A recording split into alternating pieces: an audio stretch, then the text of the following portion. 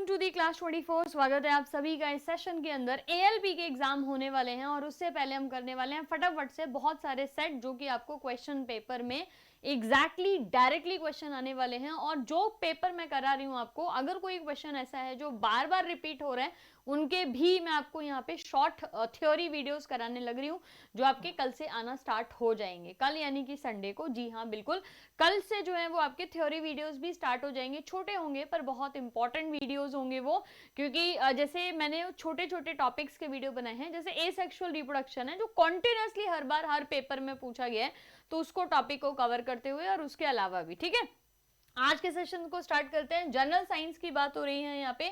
2024 और 25 में पूछे गए सभी क्वेश्चन मैं आपको करा रही हूँ जो कि साइंस के हैं। ठीक है, साइंस इसीलिए मैंने आपको रिपीट किया। थ्योरी की क्लासेस अगर आप क्लास 24 से कोई भी क्लास 24 का अगर आप यहाँ पे एनरोल करते हो, परचेज करते हो, तो 1 ईयर के अंदर जो भी रेलवे के एग्जाम दोगे वो सब वैलिड होगा और आप 1 साल तक बढ़िया यहाँ पे तैयारी कर सकते हो। और तैयारी अगर आपकी पूरी है तो उसमें आप फिर टेस्ट सीरीज ज्वाइन कर सकते हो।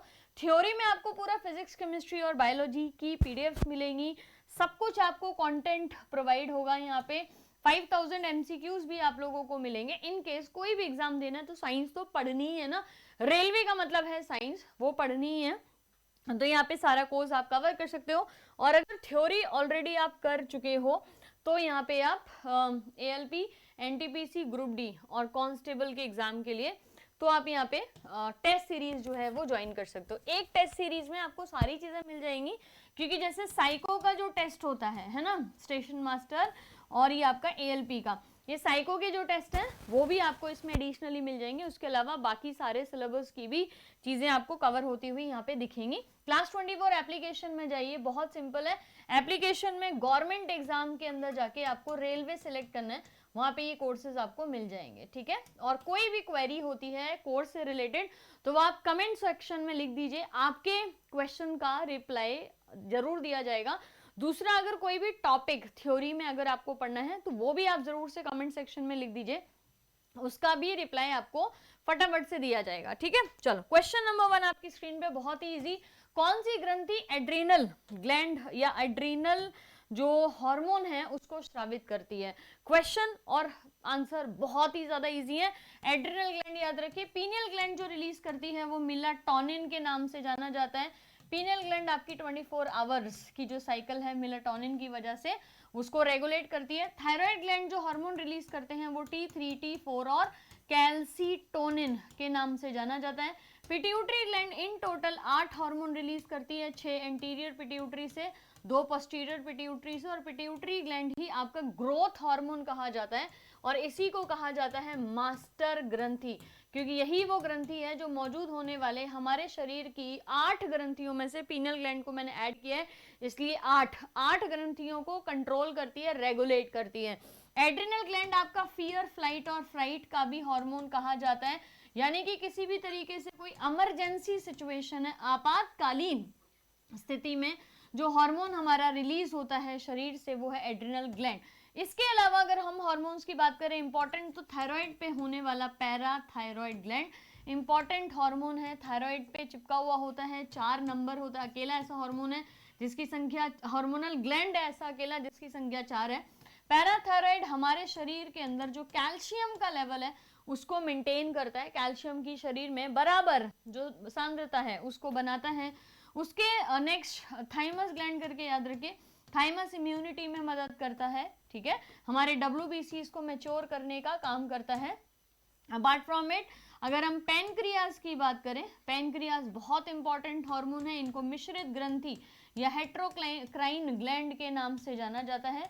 मिश्रित ग्रंथि या हेट्रोक्राइन ग्लैंड, ये एक्सोक्राइन और एंडोक्राइन दोनों की तरह काम करते हैं, यानी कि जब खाना पचाना है तो एंजाइम्स भी रिलीज करते हैं, और जब बाकी की एक्टिविटीज करनी है यानी कि ग्लूकोज को पचाना है तो फिर इंसुलिन को भी रिलीज करने का काम करते हैं।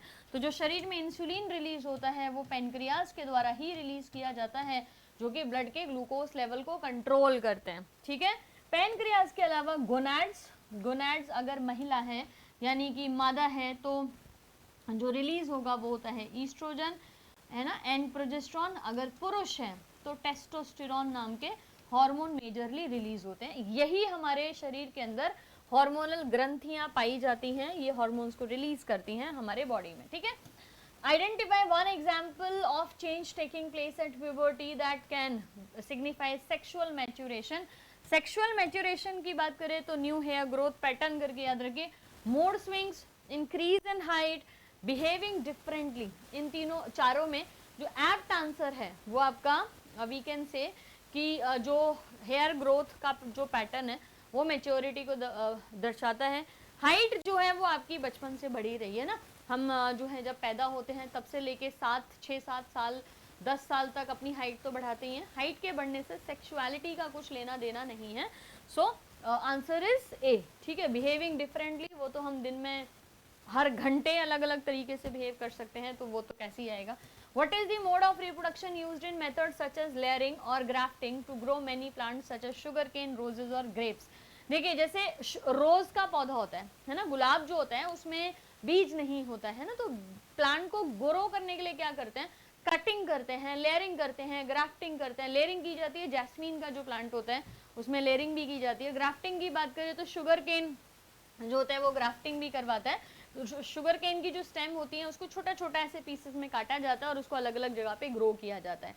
ये जो तरीके हैं जहाँ पे किसी भी सीड का इस्तेमाल नहीं हो रहा है, बीज का इस्तेमाल नहीं किया जा रहा है, पौधे के ही किसी हिस्से को, है ना, पौधे के किसी हिस्से को, यानी कि या तो उसकी जड़ को या उसके तने को या उसकी पत्ती को, है ना, अगर यूज इस्तेमाल करके नए पौधे में कन्वर्ट किया जा रहा है तो उसको हम वेजिटेटिव रिप्रोडक्शन कहते हैं, प्लांट्स के पार्ट से ही। और इसमें जो प्रोसेस होता है ना वो आपका लेयरिंग, ग्राफ्टिंग और कटिंग। रोज के लिए स्पेसिफिकली कटिंग की जाती है, तो कटिंग, लेयरिंग, ग्राफ्टिंग जो है वो इस्तेमाल किया जाता है, ठीक है। वेजिटेटिव प्रोपोगेशन या vegetative reproduction. Which of the following control bladder pressure? Bladder क्या लिखा है यहाँ पे, ब्लैडर लिखा है तो पूरा याद रखिए, यूरिनरी ब्लैडर की बात हो रही है। यूरिनरी ब्लैडर के प्रेशर को कौन मेंटेन करता है? यहाँ पे ब्लैडर सुनते ही आंसर किडनी नहीं दे दीजिएगा, क्वेश्चन गलत हो जाएगा। आपकी जितनी भी फीलिंग्स वाली चीजें हैं ना, feeling of like having the urine passage, मतलब अगर यूरिन पास करने भी जाना है तो उसकी जो फीलिंग है ना, फीलिंग लिखा हुआ है ना, कंट्रोल द ब्लैडर प्रेशर, ये आपका प्रेशर को कंट्रोल करने का काम नर्वस सिस्टम का है। जिनके न्यूरॉन्स वीक हो जाते हैं उनको फिर यूरिन पे या फिर फीकल मैटर पे कंट्रोल नहीं रहता है। अगर आपका नर्वस सिस्टम जो है वो वीक हो गया है तो आइडेंटिफाई ही नहीं हो पाएगा अगर आपको भूख लग रही है, नहीं लग रही है। खाना खा के दोबारा से आपको फील हो सकता है कि आपको फिर से जो है वो भूख लगने लग गई है। तो आपकी जो मेटाबॉलिक एक्टिविटीज हैं, इनको हम मेटाबॉलिक एक्टिविटीज कहते हैं, इनको कंट्रोल करने का काम किसका है? नर्वस सिस्टम का, ठीक है। नर्वस सिस्टम जो है वो कंट्रोल करी है। द ब्रेकडाउन ऑफ ग्लूकोज, अच्छा एक इक्वेशन लिखा हुआ है, where does the following reaction takes place? यहाँ पे एक सेंटेंस या मैं इक्वेशन बोल सकती हूँ, the breakdown of glucose, a 6 molecule compound breaks into 3 molecule compound, where does the following reactions takes place in cell?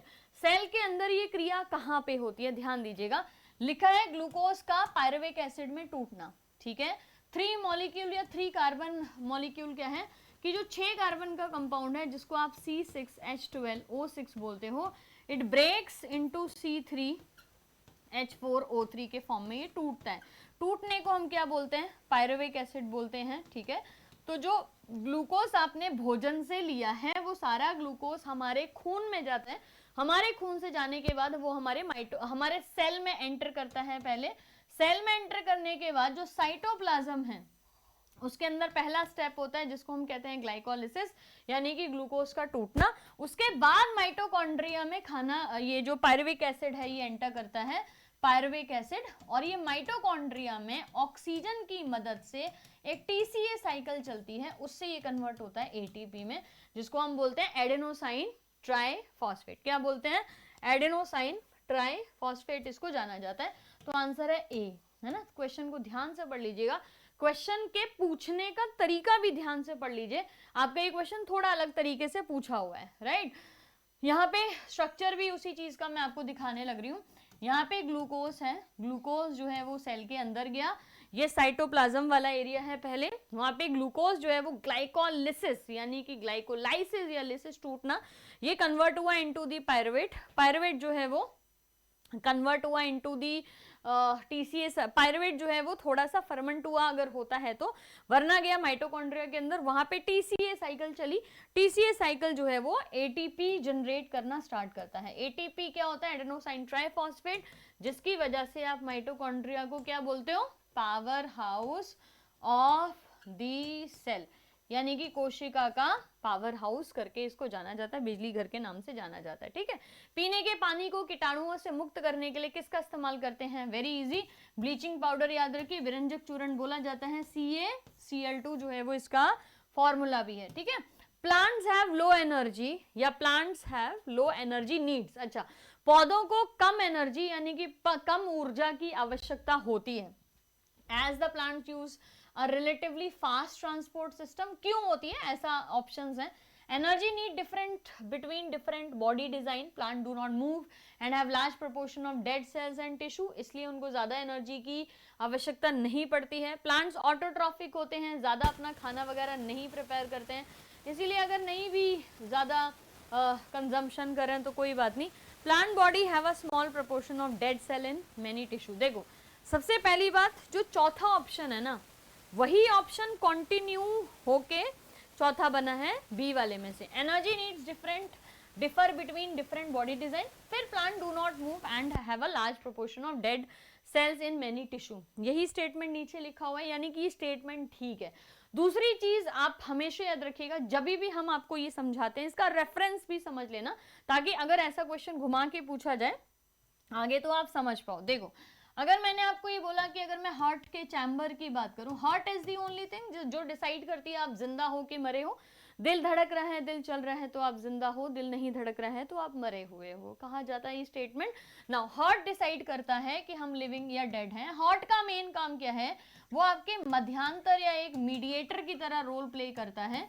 Mediator तक का रोल प्ले कर रहा है वो CO2 को लेने और ऑक्सीजन को आपके शरीर में सप्लाई करने का, और ये काम वो करता है लंग्स और टिश्यूज के साथ मिलके। ठीक है, लंग्स और टिश्यूज यानी कि ऑर्गन के साथ मिलके। आपके ऑर्गन से CO2 लिया है ना, लंग्स को दिया, लंग्स से प्योरीफाई करवाया, ऑक्सीजन लिया, वापस आपके ऑर्गन या टिश्यू को दिया। दिस इज रिदमिक साइकिल जो चल रही है यहाँ पे, है ना। अब हम जब ये बोलते हैं ना कि हार्ट के चैम्बर 2 होते हैं अगर वो मछली है मत्स्य संघ में, 3 होते हैं अगर वो उभयचर है या फिर सरीसृप है। ठीक है, उभय या सरीसृप है। ठीक है, 4 चैम्बर होते हैं अगर वो एव्स है या फिर मैमल्स है। ठीक है, तो अगर मैं यहाँ पे ये स्टेटमेंट दे रही हूं कि शरीर की ऊर्जा, शरीर की एनर्जी, शरीर की मूवमेंट, शरीर के गमन या चलन के हिसाब से हमारे हृदय के कक्ष निर्धारित किए जाते हैं 2, 3 या 4, तो इसका मतलब हमारे शरीर की जो निर्माण है या जो मेटाबॉलिक एक्टिविटी है वो एनर्जी नीड्स के ऊपर डिपेंड करती हैं। ऊर्जा कितनी आप इस्तेमाल कर रहे हो उसके ऊपर। जो जानवर जितनी कम ऊर्जा लेता है वो उतना ही सिडेंट्री होता है, या वाइस वर्सा जो जानवर सिडेंट्री होते हैं, एक जगह रहते हैं, रुके रहते हैं, वो उतनी ही कम ऊर्जा को इस्तेमाल कर रहे होते हैं। सो याद रखिए this is with the reference of plants, क्योंकि प्लांट्स भी जो है वो मूव नहीं करते हैं, एक जगह रहते हैं, इसीलिए उनका बॉडी डिजाइन की वजह से ऐसा होता है ना। Energy needs differ between different body, they plant do not move. एक पॉइंट ये हो गया भाई बॉडी के डिजाइन की वजह से, दूसरा प्लांट मूव नहीं करते हैं, और तीसरा डेड सेल्स होते हैं। तो प्लांट्स में मैक्सिमम टिश्यूज जो होते हैं वो डेड होते हैं, और डेड सेल्स हैं तो उनको एक्स्ट्रा आपकी बॉडी से न्यूट्रिशन या नरिशमेंट की जरूरत नहीं होती है। ठीक है, जब कैल्शियम ऑक्साइड को पानी के साथ तेजी से रिएक्ट करा जाता है तो बुझा हुआ चूना बनता है जिसको हम बोलते हैं कैल्शियम हाइड्रोक्साइड। ये रिएक्शन हो रही है, तो यहाँ पे इस रिएक्शन को क्या बोलोगे? मैंने फटाफट इसीलिए रिएक्शन बनाई है क्योंकि पेपर में भी आपको यही करना है। CaO प्लस H2O बना तो क्या बन गया? CaOH ट्वाइस, यानी कि इसमें कुछ भी माइनस नहीं हुआ, बाहर जो है वो नहीं निकलता है कुछ भी एज एन प्रोडक्ट, सिर्फ हीट जो है वो बाहर निकलती है। क्योंकि हीट बाहर निकलती है तो इस तरीके की रिएक्शन को हम क्या बोलते हैं? एक्सोथर्मिक। तो यहाँ पे 2 ऑप्शन याद रख लीजिए, कभी अगर चॉइसेस के बीच में आता है तो एक तो ये कॉम्बिनेशन रिएक्शन है, संयोजन की प्रतिक्रिया है, साथ में ये है एक्सोथर्मिक रिएक्शन, ऐड हुआ है सब कुछ यहाँ पे आगे, तो exothermic. Which of the following statement regarding an atom is correct, परमाणु के बारे में इनमें से कौन सा कथन सही है? Atoms are partially electrically neutral, atoms as a whole are electrically neutral, an atom does not contain any charge, atoms are not electrically neutral। देखो इलेक्ट्रिकली न्यूट्रल जो है वो ज्यादा ऑप्शन है, तो पहले तो ये पॉजिटिव वाला हटा दीजिए। Atoms are partially electric, partial का मतलब नहीं होता है कोई भी जो सब एटॉमिक पार्टिकल हैं या एटम अपने आप में है वो या तो पॉजिटिवली चार्ज होगा या नेगेटिवली चार्ज होगा या कंप्लीटली न्यूट्रल होगा, ठीक है। पार्शियली जैसा वर्ड हम कभी भी सब एटॉमिक या एटॉमिक के लिए इस्तेमाल नहीं करते हैं, तो आपको जो आंसर देना है वो याद रखिए, atom as a whole are electrically neutral. Atom अपने आप में इलेक्ट्रिकली न्यूट्रल होता है क्योंकि उसके बीच में होता है न्यूट्रॉन, प्रोटॉन। न्यूट्रॉन के ऊपर कोई चार्ज नहीं होता, प्रोटॉन पॉजिटिवली चार्ज होता है और उसके बाहर ऑर्बिट्स में घूम रहे होते हैं इलेक्ट्रॉन। तो जो प्रोटॉन का पॉजिटिव चार्ज है और इलेक्ट्रॉन का जो नेगेटिव चार्ज है वो दोनों मिलके एटम को क्या बना देते हैं? Neutral charge. ओके, तो न्यूट्रल करके याद रखिए, एटम न्यूट्रल होता है। जब हम ठोस का तापमान बढ़ाते हैं तो क्या होता है? अगर आप सॉलिड चीजों का टेम्परेचर बढ़ाओगे, सॉलिड चीजों का टेम्परेचर अगर आपने इंक्रीज कर दिया, नो इफेक्ट ऑफ टेम्परेचर, ऐसा तो हो ही नहीं सकता है। ऐसी कोई चीज नहीं है, अभी अगर हम कुछ एक्सेप्शन छोड़ दे तो ऐसी कोई चीज नहीं है जिसके ऊपर हीट का फर्क ना पड़े। हो सकता है थोड़ी मोड़ी हीट का फर्क ना पड़े, लेकिन जैसे कि डायमंड है, diamond is bad conductor of heat and electricity, लेकिन डिस्पाइट ऑफ दैट बहुत ज्यादा हीट अगर मिलेगी ना कंप्रेस्ड फॉर्म, यानी कि प्रेशर ज्यादा करें फिर हीट बढ़ाएं, तो डायमंड पे भी फर्क पड़ेगा। कोई भी ऐसी चीज नहीं है जिसका ब्रह्मांड में हीट से फर्क ना पड़े, बिल्कुल भी। शर्त कुछ अलग अलग हो सकती है इधर उधर, लेकिन पड़ेगा जरूर। The kinetic energy of the particle will decrease। कभी भी किसी भी चीज को अगर आपने हीट किया है, चाहे वो सॉलिड है, लिक्विड है या फिर गैस है, किसी भी तरीके का कोई मैटर है, कभी भी ये नहीं होगा कि उसका जो काइनेटिक एनर्जी है यानी कि जो उसकी गतिज ऊर्जा है वो कम हुई हो। नेवर, काइनेटिक एनर्जी पार्टिकल्स की बढ़ेगी। The shape of solid will remain same, ऐसा हर केस में पॉसिबल नहीं है। अगर आपने हीट बढ़ाया तो लकड़ी है तो जलेगी, है ना। लोहा है, अगर आपने लोहे को 2000 डिग्री टेम्परेचर के ऊपर, डिग्री सेल्सियस टेम्परेचर के ऊपर लेके जाओगे तो पिघलेगा भाई, है ना। 8th करके याद रखें, या सॉरी डी करके याद रखें, kinetic energy of the particle will increase. Which gases pass through calcium hydroxide CaOH whole twice to make it calcium carbonate and water. अगर आपने इसको CaCO3 एंड H2O में कन्वर्ट करना है तो आपको कौन सी गैस पास करनी पड़ेगी? हीलियम वगैरह था, ऑप्शन दूर दूर तक नहीं आना चाहिए। It's an easy paper. Carbon dioxide करके याद रखिए। How many electron does carbon typically share when bonding with another carbon atom और विद अनदर एलिमेंट? तो 4 याद रखिए। कार्बन चीलेटिंग प्रॉपर्टी को शो करता है, यानी कि 4 अपने साथ बॉन्ड्स बना सकता है, तो चिलेटिंग। निम्नलिखित में से कौन एक विषमांगी मिश्रण का उदाहरण है? विषमांगी मतलब हेट्रोजीनस, हेट्रोजीनस जहां पे दोनों चीजें दिखती हैं जब वो मिलाई जाती हैं। ऑयल डिजोल्व इन वाटर, यही बार बार आ रहा है। How many times this question has been repeated, ये देखो आप, है ना। Sugar dissolve in water, copper sulphate और सॉल्ट, ये तीनों जो हैं वो होमोजीनस मिक्सचर हैं, ठीक है। तीनों जो हैं वो समांगी या होमोजीनस मिक्सचर कहे जाते हैं। समांगी मिश्रण वो होता है जहां पे, समांगी मिश्रण वो होता है जहां पे हमको जिन चीजों को मिलाया है वो दिखाई नहीं दे, लेकिन ऑयल जो है वो अलग से पानी में दिखता है और घुलता भी नहीं है। एक charge contains how many electron? 1 coulomb. Charge की जो यूनिट होती है वो कूलम होती है, याद रखिए। एक कूलम के ऊपर कितने चार्ज या कितने इलेक्ट्रॉन्स होते हैं? एक कूलम चार्ज में कितने इलेक्ट्रॉन्स पाए जाते हैं?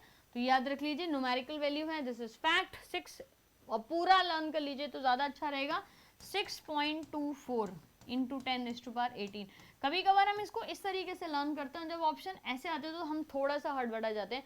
ध्यान रखिएगा, हो सकता है कभी कभी ऑप्शन 62.4 और 10 इधर बढ़ा दिया इधर, या 0.64 कर दिया, 10 उधर कम कर दिया, ये भी हो सकता है, ठीक है। तो 6 एक्चुअल में 6.24 इंटू 10⁻18 करके याद रखिए। ये इलेक्ट्रॉन्स ये डिफाइन किया जाता है। जो चार्ज होते हैं किसी भी इलेक्ट्रॉन पे, एक इलेक्ट्रॉन पे जो चार्ज होता है वो 1.6 इंटू 10⁻⁻19 कूलम के नाम से काउंट किया जाएगा। ऊपर चल जाएगा ना, तो -19 हो गया। A cubic wooden block of side 2 meter is lying on a table top. Table top के ऊपर 2 meter cubic wooden block of side 2 meter, ये साइड जो है वो 2 मीटर है. If the mass of the wooden block is 10 kg, अगर इसका द्रव्यमान जो है वो 10 kg है, तो इस पे जो प्रेशर एक्सर्ट किया जा रहा है, मतलब प्रेशर वुडन बॉक्स के द्वारा इस टेबल पे जो किया जा रहा है वो कितना होगा वो आपको निकालना है. ठीक है, तो pressure is equal to force upon में एरिया. ठीक है, फोर्स यानी कि बल हो गया, कितना बल लगाया जा रहा है. तो अगर मुझे बल निकालना है यहाँ पे, तो पहले तो मुझे मास नहीं, यहाँ पे जो क्यूबिक वुडन ब्लॉक का 2 मीटर हाइट दिया हुआ है और मास दिया हुआ है, तो मास से पहले मुझे निकालना पड़ेगा इसका वेट. तो weight is equal to m into G. Mass कितना है 10 दिया है ना, 10 kg इंटू 10 ग्रेविटी इन्होंने लिखा ही है कि 10 कंसीडर कर लीजिए, तो ये हो गया 100. ठीक है, तो वेट जो है वो 100 है. ठीक है, वेट जो है वो 100 है. और एरिया कितना है वुडन ब्लॉक्स का, वुडन का 2 एरिया. तो यहाँ पे 2 एरिया का क्या हम लिखते हैं, मीटर स्क्वायर लिखते हैं यहाँ पे. तो 2 इंटू 2 4 हो गया ये. ठीक है, 4. अब pressure is equal to force upon area. तो जो वेट लग रहा है वो 100 न्यूटन लग रहा है और जो एरिया है वो 4 है यहाँ पे, तो 25 करके याद रखे. 25 ऑप्शन है भी, हाँ ठीक है, 25 न्यूटन मीटर स्क्वायर. इस क्वेश्चन में पहले इसका वेट निकालना है आपने, राइट मतलब इसका वेट, ये मास दिया हुआ है, हो सकता है वेट पहले से दिया हो तब कुछ नहीं करना. और क्यूबिक वुडन ब्लॉक दिया हुआ है, क्यूबिक घनाकार, तो ये दो है, ये भी 2 होगा. यानी कि एरिया अगर हम निकालते हैं तो लेंथ इंटू ब्रेथ कर देते हैं ना, है ना. तो लेंथ इंटू ब्रेथ मेरा जो है वो 2 हो गया, 2 इंटू 2, इसलिए मैंने 4 कर दिया, 2 स्क्वायर कर दिया यहाँ पे. और प्रेशर का हमें फॉर्मूला पता है, pressure is equal to force upon area. Force यहाँ पे वेट वाला जो फोर्स है वही लगेगा, यानी कि 100. ठीक है, वेट की जो यूनिट होती है वो भी न्यूटन ही होती है, ये भी याद रखना है आपको. तो 100 न्यूटन हो गया इसका क्वेश्चन और आंसर हो गया 25 newton meter square. Right. When a thick glass slab is placed over printed matter they appear to be dash, this is due to of light. तो आप अगर आपके पास एक पेपर है ना, उस पर कुछ ABCD वगैरह लिखा है, इस पर आपने ना एक ग्लास का स्लैब लगा दिया, तो वो जो वर्ड्स हैं वो कैसे होते हैं, उठे हुए दिखते हैं. ठीक है, उठे हुए क्यों दिखते हैं, क्योंकि रिफ्रैक्शन हो रही है. ग्लास में जो माध्यम, लाइट माध्यम चेंज हो गया ना, लाइट का जो प्रवेश करने का माध्यम है वो बदल गया. जब वो बाहर थी तो एयर में थी, ग्लास में गई तो वो लाइट में चली गई, मतलब उसमें चली गई ना, लाइट ट्रैवल करते हुए सॉलिड में, तो एयर से सॉलिड में चली गई. यानी कि सघन से विरल, रेयरर से डेंसर, और रेयरर से डेंसर जाती है तो लाइट टुवर्ड्स हो जाती है, RDT हो जाती है, टुवर्ड्स हो गया. तो ये भी कॉन्सेप्ट याद रखिए. और रिफ्रैक्शन, क्योंकि माध्यम चेंज हुआ है तो मैं रिफ्लेक्शन आंसर नहीं दे सकती, है ना. Which of the following is the unit of acceleration, त्वरण की इकाई कौन सी है, तो त्वरण की इकाई एक्सेलरेशन मीटर पर second square. Very easy question है.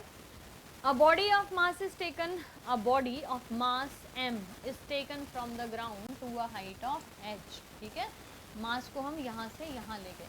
The gravitational potential energy of the body mgh. आपसे सिर्फ और सिर्फ फॉर्मूला पूछा जा रहा है और कुछ भी नहीं पूछ रहे हैं, राइट.